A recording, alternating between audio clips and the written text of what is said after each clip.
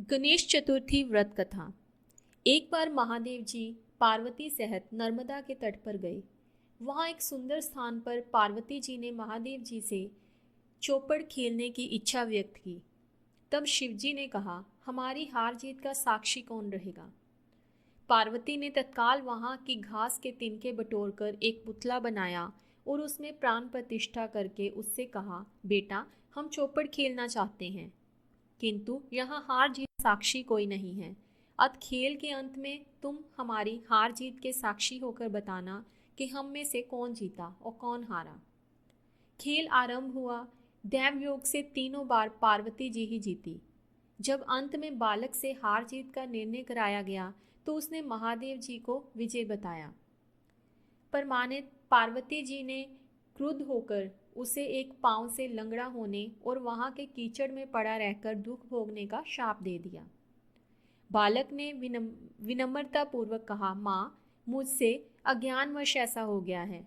मैंने किसी कुटिलता या द्वेष में आकर ऐसा नहीं किया। मुझे क्षमा करें तथा शाप से मुक्ति का उपाय बताएं। तब ममता रूपी माँ को उस पर दया आ गई और वह बोली, यहाँ नाग कन्याएं गणेश पूजन करने आएंगी। उनके उपदेश से तुम गणेश व्रत करके मुझे प्राप्त करोगे। इतना कहकर वह कैलाश पर्वत चली गई। एक वर्ष बाद वहां श्रावण में नाग कन्याएं गणेश पूजन के लिए आई। नाग कन्याओं ने गणेश व्रत करके उस बालक को भी व्रत की विधि बताई। तत्पश्चात बालक ने 12 दिन तक श्री गणेश जी का व्रत किया। तब गणेश जी ने उसे दर्शन देकर कहा, मैं तुम्हारे व्रत से प्रसन्न हूँ, मनोवांछित वर मांगो।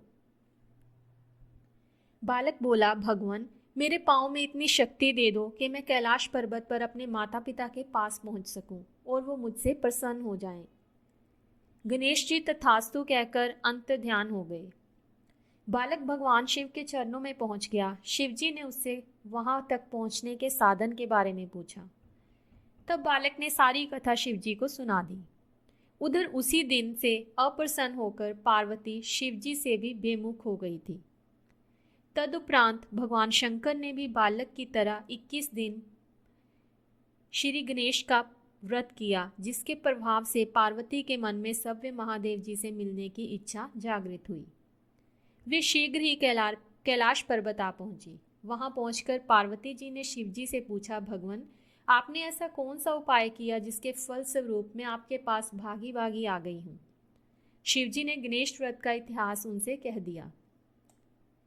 तब पार्वती जी ने अपने पुत्र कार्तिकेय से मिलने की इच्छा से 21 दिन 21 की संख्या में दुर्वा पुष्प तथा लड्डुओं से गणेश जी का पूजन किया। 21वें दिन कार्तिकेय सव्य ही पार्वती जी से आ मिले। उन्होंने भी माँ के मुख से इस व्रत का महात्मा सुनकर व्रत किया। कार्तिकेय ने यही व्रत विश्वामित्र जी से बताया। विश्वामित्र जी ने व्रत करके गणेश जी से जन्म से मुक्त होकर ब्रह्म ऋषि होने का वर मांगा। गणेश जी ने उनकी मनोकामना पूर्ण की। ऐसे ही गणेश जी सबकी मनोकामनाएं पूर्ण करते हैं। इसकी एक दूसरी कथा भी है जो ये है। एक बार महादेव जी स्नान करने के लिए भोगावती गए।